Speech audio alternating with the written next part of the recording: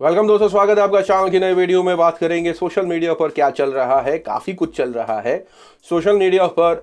Russia के president का बयान है जो प्रॉफेट मोहम्मद पर उन्होंने दिया है, इस पर चर्चा है। साथ ही साथ कुछ बड़ी छोटी खबरें हैं जो कि अमूमन हर शो में हम करते हैं। रवीश कुमार से जो कल का शो था प्राइम टाइम, उन्होंने उस पर क्या कहा, क्या अपडेट है। जी हाँ, कुछ ऐसा शो था जो पहली बार देखा गया। और प्रधानमंत्री नरेंद्र मोदी के बारे में क्या कुछ कहा। पाकिस्तान जिंदाबाद के नारे लगे हैं गुजरात में, इसकी क्या सच्चाई है। काफी कुछ वायरल है, शेयर करेंगे एक एक करके आपके साथ सारी खबरें इस वीडियो में। सबसे पहले शुरुआत करेंगे आपके साथ रशियन प्रेसिडेंट व्लादिमीर पुतिन का बयान। जी हां, प्रॉफेट मोहम्मद पर उन्होंने बयान दिया है और अपने बयान में उन्होंने ये साफ करने की कोशिश करी है, स्पेशली प्रॉफेट मोहम्मद के बारे में और फ्रीडम ऑफ एक्सप्रेशन के बारे में, कि जो कोई भी प्रॉफेट मोहम्मद की इंसल्ट करता है वो फ्रीडम ऑफ एक्सप्रेशन की कैटेगरी में उसको काउंट नहीं किया जाएगा। साथ ही साथ उन्होंने ये कहा है कि ये वायलेशन है रिलीजियस फ्रीडम पर, मतलब कि जो लोग भी धर्म को टारगेट करने के लिए उन हस्तियों को टारगेट करते हैं, ये रिलीजियस फ्रीडम के वायलेशन है। और साथ ही साथ ये उस कैटेगरी में भी नहीं आता है जिसको लोग रखने की कोशिश करते हैं कि फ्रीडम ऑफ एक्सप्रेशन है इंसान का, वो जो चाहे बोल सकता है। तो मतलब आप किसी को टारगेट करते हुए जो चाहे नहीं बोल सकते। स्पेशली उन्होंने प्रॉफेट मोहम्मद का यहाँ जिक्र किया है। साथ ही साथ उन्होंने ये भी कहने की कोशिश करी है कि ये सीक्रेट फीलिंग है ऑफ पीपल हु फॉलो इस्लाम, मतलब इस्लाम के मानने वालों के लिए ये एक ऐसी भावना पैदा करता है क्योंकि इसी से एक्सट्रीमिज्म जन्म भी लेता है। और उन्होंने इस एक्सट्रीमिज्म पर यह भी कह दिया कि जो फ्रेंच मैगजीन चार्ली हेब्डो ने स्केच बनाया था प्रॉफेट मोहम्मद का, उसको भी क्रिटिसाइज किया है। और ये कहने की साफ कोशिश करी है कि इससे एक्सट्रीमिज्म जो है वो बढ़ता है। और इस बयान का स्वागत जो है वो पाकिस्तान के प्राइम मिनिस्टर इमरान खान ने किया है। यहाँ आपकी स्क्रीन पर आई वेलकम प्रेसिडेंट पुतिन स्टेटमेंट। जी हाँ, और जो उन्होंने प्रॉफेट मोहम्मद पर कहा है उसको लेकर के इस वक्त काफी चर्चा हो रही है। वहीं दूसरी तरफ सोशल मीडिया पर एक वीडियो भी वायरल हो रही है। वीडियो 12 दिसंबर की बताई जा रही है, जहां जीत वशिष्ठ नाम के एक बजरंग दल के मेंबर ने वीडियो फेसबुक पर शेयर करी है। जहां इस वीडियो में देखा जा सकता है कि मुस्लिम मेजॉरिटी इलाके में हरियाणा के नो में जो है वो 500 गाड़ियां, जहां आपकी स्क्रीन पर मीर फैसल पत्रकार है, उन्होंने ये शेयर किया है। जहां ये साफ उन्होंने कहने की कोशिश करी कि हिंदुत्व ऑर्गेनाइजेशन के सपोर्टर और मेंबर 500 गाड़ियों में मुस्लिम मेजॉरिटी इलाके में घुसे और उन्होंने वहां नारेबाजी करी। और ये जो शेयर किया है जीत वशिष्ठ ने फेसबुक में 60,000 फॉलोअर्स हैं इनके। जय श्री राम साथियों, मेवात के सिंगार गांव में जहां श्री कृष्ण जी किसी टाइम में सिंगार करा था, उस गांव में घुस चुके हैं। और ये अपना भारी भाईचारा मेवात के अंदर, जहां तक आपकी आगे नजर जाएगी वहां तक गाड़ियां हैं। आपने जैसे कि देखा हाथों में तलवार और जो नारे और जिस तरीके से हालात वहां पैदा हुए थे। और भी मीर फैसल ने जो है वो रिपोर्ट करते हुए इस थ्रेड में और कुछ लिखने की कोशिश करी, जहां उन्होंने ये फोटो का इस्तेमाल किया, बताने की कोशिश करी कि जय श्री राम के नारे नए नहीं हैं। और वहां तलवार आप हाथ में देख सकते हैं उस युवा के।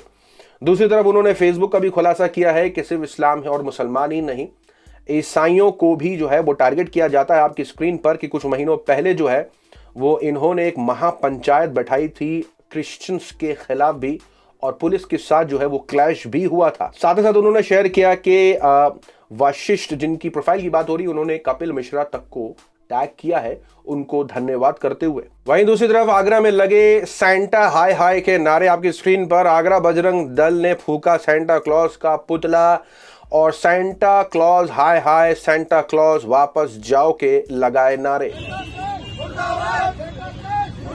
बजरंग दल के कार्यकर्ताओं के इस हरकत पर जो है वो बॉलीवुड की एक्ट्रेस स्वरा भास्कर अपने बयान में इस आर्टिकल को शेयर करते हुए कहती हैं, घरों की बारात। वहीं दूसरी तरफ रवीश कुमार के प्राइम टाइम शो, यानी कल के प्राइम टाइम शो में जो चीज देखी गई उस पर काफी चर्चा हो रही है, क्योंकि यहां फैक्ट चेक करके जुबैर एक चीज शेयर करते हैं जिसके अंदर कुछ लोग पूछ रहे थे कि रवीश कुमार ने लगभग 10 बार जो है वो अपने कपड़े उस प्राइम टाइम शो में बदले। जी हाँ, और रवीश कुमार की इस शो को लेके काफी चर्चा हो रही है और उन्होंने कपड़े क्यों बदले हैं वो भी मैं आपके साथ शेयर करना चाहूंगा। यहाँ जुबैर इस पर कहते हैं कि फैक्ट चेक करने में पता चलता है कि उन्होंने 10 नहीं 15 बार बदला है। और जो वजह है इस पूरे कपड़े के बदलने के पीछे जो कहानी है वो ये है कि वो लोगों को ये बताना चाह रहे थे कि नेताओं के पास लोगों को देने के लिए कुछ है नहीं सिवाय कपड़े बदलने के और कुछ बड़े इवेंट करने के। हमारी राजनीति और राजनेता अपने कपड़ों पर ज्यादा ध्यान देने लगे हैं। आपकी हालत पर कम। उनके पास नया दिखाने के लिए नए इवेंट और नए कपड़ों के अलावा कुछ भी नहीं है। आप कह सकते हैं एक तरीके की ये ट्रोलिंग ही थी, लेकिन वहीं दूसरी तरफ उन्होंने ये भी कहने की कोशिश करी कि शाम को प्रधानमंत्री बैठक बुलाते हैं, कोरोना पर चर्चा होती है, थर्ड वेव को लेकर के चिंता जाहिर होती है, कानून पास होते हैं, रात के लिए जो कर्फ्यू लगाने की बात सामने आती है। लेकिन वहीं अगर सुबह और दोपहर की रैलियां देखें तो वहां शायद ऐसा कुछ भी नहीं मालूम होता है। प्रधानमंत्री इन तस्वीरों में शाम के वक्त कोरोना की तीसरी लहर को लेकर गंभीर बैठक कर रहे हैं और रात के वक्त कर्फ्यू लगाने के आदेश दिए जा चुके हैं। लेकिन इसी शाम से पहले जब दोपहर और उससे पहले सुबह हुई थी तो प्रधानमंत्री वाराणसी में पब्लिक मीटिंग कर रहे थे। जैसे कोरोना ने ट्वीट किया हो कि सॉरी बॉस, इंडिया में दिन में नहीं आ सकूंगा और बनारस की रैली में तो जाने का बिल्कुल इरादा नहीं है। तो जैसे कि आपने देखा रवीश कुमार की तरफ से पूरी तरीके से आप कह सकते हैं कि यहाँ जिस तरीके से तंज कसा गया है नेताओं को लेकर के कि वो महंगे महंगे और अच्छे अच्छे कपड़े पहन करके तो सामने आते हैं, जहाँ वो बड़े बड़े इवेंट और बड़े बड़े स्टेज और बहुत बड़ी बड़ी चीज़ें दिखाने की कोशिश करते हैं, लेकिन आम लोगों का जो ख्याल है वो उतना नहीं होता और लोगों को दिखाने के लिए उनके पास इससे ज़्यादा कुछ है भी नहीं। और इस पूरे शो में जो उन्होंने चर्चा करी है देखने लायक है। वो शो भी मैं लिंक जो है वो डिस्क्रिप्शन में दे दूंगा, आराम से जाकर के उस शो को आप ज़रूर देखें। काफ़ी जो है वो आंखें खोल देने वाला शो आप जो कह सकते हैं इसको वो है। वहीं दूसरी तरफ गुजरात के कच्छ में लगे पाकिस्तान जिंदाबाद के नारे, जी हाँ, ये ऐसे नारे हैं जिस पर हमेशा से विवाद रहा है और न जाने एक नहीं हजारों ऐसी रिपोर्टें हैं जिनका खुलासा हुआ है और इस बार भी खुलासा होगा। ये वीडियो वायरल हो रही है, जिस वीडियो को शेयर किया न्यूज़ 24 ने, जिसमें उन्होंने कहने की कोशिश करी कि गुजरात के कच्छ में जो गांव है वहां ग्राम पंचायत चुनाव थे और चुनाव में जब उम्मीदवार जीता तो पाकिस्तान जिंदाबाद के नारे लगे। और तो और इसको बड़े बड़े अखबारों ने भी छापा आपकी स्क्रीन पर कि कुछ गुजराती न्यूज़पेपर ने भी छापा है कि पाकिस्तान जिंदाबाद के नारे लगे हैं उस रैली में। यहाँ तक कि इसका फैक्ट चेक करने पर पता चलता है कि पाकिस्तान जिंदाबाद के जो नारे का मामला सामने आया है वो पूरी तरीके से फर्जी है। यहाँ साफ कहने की कोशिश करी है एसपी मयूर पाटिल ने, जी हाँ, और उन्होंने साफ कहा है कि ये जो पाकिस्तानी स्लोगन्स की बात सामने आई है ऐसा बिल्कुल भी नहीं हुआ है और उन्होंने वीडियो भी जारी करते हुए कहा है। और वो जो बयान था पाकिस्तान जिंदाबाद, वो पाकिस्तान जिंदाबाद नहीं था, वो राधू भाई जिंदाबाद था।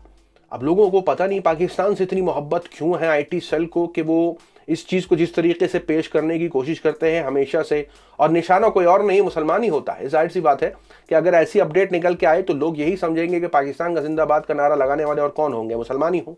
तो ये जिस तरीके से टारगेट किया जाता है ये हमेशा से हो रहा है और इसका खुलासा जो है वो पुलिस ने भी करा है। और ऑल्ट न्यूज़ ने जब उनसे कांटेक्ट किया तो उन्होंने साफ कहा कि ऐसा कुछ नहीं था, वो नारे लगा रहे थे राधू भाई और लोगों को पाकिस्तान जिंदाबाद सुनाई दिया। रही बात रशिया के प्रेसिडेंट के बयान की जो उन्होंने प्रॉफिट मोहम्मद पर किया है, ये सोचने वाली बात है कि दुनिया इस बयान को कैसे देखती है, क्योंकि अभी भी कुछ ऐसे मुल्क हैं जहां प्रॉफिट मोहम्मद और इस्लाम के बारे में ऐसे नारेबाजी होती है और कहीं ना कहीं लगता है कि वसीम रिजवी जैसे लोगों के मुंह पर एक बहुत जोरदार तमाचा है ऐसे प्रेसिडेंट के बयान का, क्योंकि उन्होंने रिस्पेक्ट करने की बात करी है हर धर्म को। जो भी धार्मिक है, जिस धर्म से है, उसका पूरा हक बनता है अपने धर्म को पालन करने का, लेकिन उसका ये हक नहीं बनता कि वो किसी धर्म के मानने वालों को गालियां दे, उनके जो प्रॉफिट है या भगवान है या किसी भी धर्म की बात हो तो उनको कुछ बुरा भला कहे। उनका बस अपने धर्म को पालन करे और रिलीजियस जो फ्रीडम है उसको अपने तक रखे, ना कि वो क्रिटिसाइज करे। ये पूरी दुनिया को सीखने की ज़रूरत है, हम सबको मिल करके रहने की ज़रूरत है, ना कि किसी धर्म को टारगेट करके। तो ये उनके खिलाफ बयानी होगा जो नफरत फैलाने का काम करते हैं, जो मार्केट में फेमस होने के लिए करते हैं। तो पुतिन के बयान से तो यही लगता है कि उन्होंने उनके मुंह पर ताला लगाने की कोशिश करी है, जो धर्म के नाम पर, यानी स्पेशली कहे तो राजनीति के नाम पर धर्म को टारगेट करते हैं और उनको निशाना बनाते हैं। आपकी क्या राय है पुतिन के बयान पर? आपकी अपनी राय कमेंट सेक्शन में जरूर बताएं। मिलते हैं आपसे अगली वीडियो में, तब तक के लिए अपना ख्याल रखें।